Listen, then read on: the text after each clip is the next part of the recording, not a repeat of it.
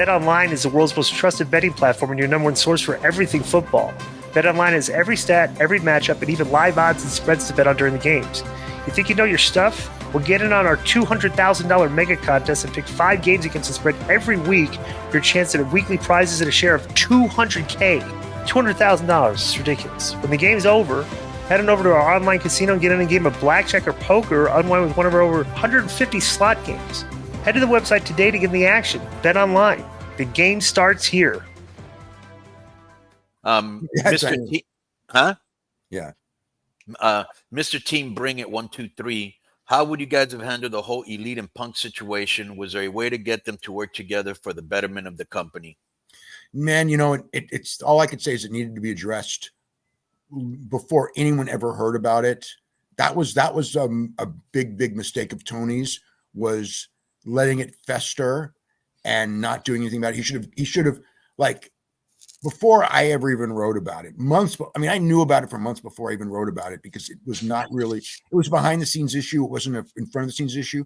But when I'm trying to remember when I first wrote about it, it may have been, I don't know if it was during the Page and Punk build to their match, where some of the promos were getting real tight. And I was going like, I think I was probably wrote that there's a lot more. It's like Brett and Sean very much, which was cool. I mean, when I was a kid, or not a kid, but when I was watching Brett and Sean stuff and I knew the inside and I knew it was kind of sort of real what they were doing, I thought it was the coolest thing. Now I'm not so sure. And, the end result of that one wasn't so cool either, but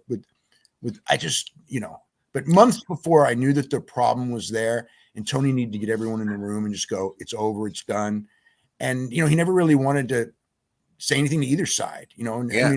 A lot of times you say, well, he should have gone to Punk. It was both sides to a degree, but Punk was the one who couldn't let it go. That was really bad. Let me tell you this, Dave. So I went into the dressing room one day because I'd gone there to film something, right? And I went and I was in catering, and I could not believe how many people came up to me and were dissatisfied about something or the other, which I was like, well, that's normal in AAA too, right? But I had, Andrade come up to me. I had Thunder Rosa come up to me and basically said, I'm going to beat, Andrade wanted to beat Sammy. The other wanted to fight with Britt Baker. Okay. Everybody knew about the acrimony between, Punk and these people. And I came on the podcast and I alluded to it. I didn't come straight out and say it. And Tony sent me this text like, I can't believe you're saying, well, then fix the problem, and he didn't. And to tell you the truth, just quick thing, I would have sat them down, and whoever didn't want to do business, I had to get rid of them. Yeah. I mean, that was the thing, because it festered and festered and festered. And yeah, it was a real negative. And I mean, I don't know. There's so many things that happened back then, where it's like, I just don't know the mentality of certain people. I can't say if he had handled it differently, it would have worked. He definitely, he didn't handle it the right way. He needed to address it. So I just don't know, I just don't know Punk in the sense of, when he did that thing, it's like, I know why in his mind he was mad. Okay. He Right. should have let it go. But at the same time, I think that, I think, and this is armchair analysis that might not be right, but when this was going on, I really think, it's like, I think Punk had this mentality, and a lot of people do, it's one of the reasons a lot of people from WWE, when they go to AEW, some of them like Danielson just thrive, right? Moxley thrived, but some of them, they don't thrive because it's not WWE, and WWE is all they know. And if it's not WWE, they're doing it wrong. Or there's certain things that weren't done as well, and they just, shut down over it. With Punk, Punk came through the indies and everything for years and years and years before he ever got to WWE. So he knows that aspect of the business. But I think that he felt that he was going there, and he by having so much more experience than all but, basically Jericho, of the guys there, or Dustin Rhodes, or, aside from that, right, he was probably about as most experienced as almost anybody there. That these young guys could use his advice. And I think that in many cases he was right, because he did know a lot. Sting's another one who was obviously way more experienced than all of them. But I think that he thought that the ones, some of the ones had actually been stars, whether it's in Japan or were stars in AEW, but they were never in WWE stars. And I think that they thought that they were stars and they had learned the business in a different way, and the business had changed.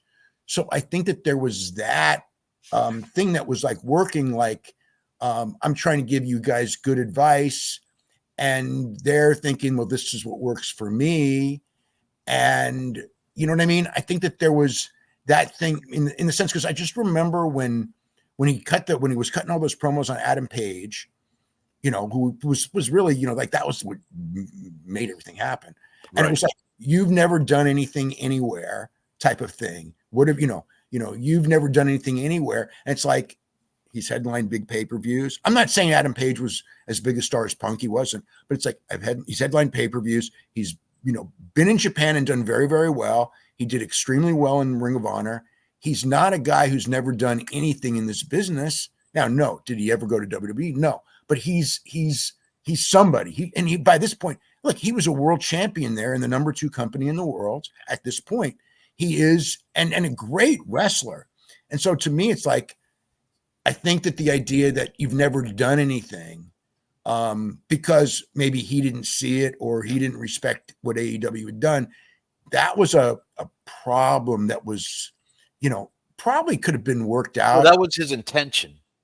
Yeah, but it's like, could it have been worked out if they all sat down? If, you know what, it would have if nobody held a grudge. But I can't promise you that you do this and these people wouldn't, and somebody wouldn't hold a grudge and it would still be bad. So it's like, I don't know. Like, again, I don't know of a great answer, but I know that Tony didn't handle it well by like letting it happen, not doing anything. I mean, that did lead to the blow up at the end, because Punk thought he could get away with anything, because once he cut that one promo and didn't get in any trouble. Yeah, the scrum.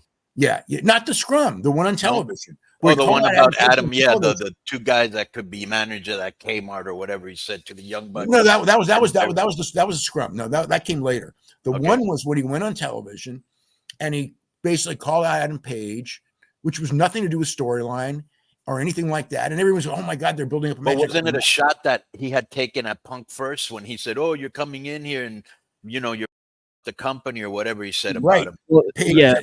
Okay, so Page said that that's when they needed to sit down and end it. And then Punk comes back. Punk comes back, and it's months later, and he just jumps on this thing. With the Page thing, when he did it, it was still Brett and Sean, in the sense that I was going like, okay, I know what he's talking about, but no fan did. When I remember I did a podcast and I said, what are you talking about? They just did a promo. Nobody knew anything was amiss. Punk knew, I knew. And you know what I mean? And it's like, okay, probably shouldn't have. When Punk does the thing, like, it's obvious. It's totally unprofessional. Every fan either thought they were building up to a match, which they weren't, or what the hell was he doing?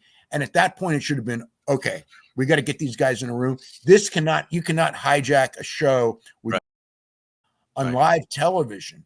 But nothing happened because he was Punk. So at that point, you know, that led to everything else. And then that's when the scrum happened, because he knew Tony wasn't going to do anything. And, you know, and you know, that was not Tony's best management moment at all. They should have, you know, it led to everything. It led to everything. And yeah, it wasn't handled well, just like you said. No, it wasn't. Yo, what's up? I just want to thank you guys for watching this clip. Don't forget to hit the like button, leave a comment, and subscribe, and join our YouTube membership for hours and hours of exclusive, unedited, uncensored content. And being a member will help you get involved in our upcoming live streams. Thank you for your support. Thank you for riding with us. I know you got a lot of other podcast choices, be it wrestling or other ones. And thank you for picking us. Boom.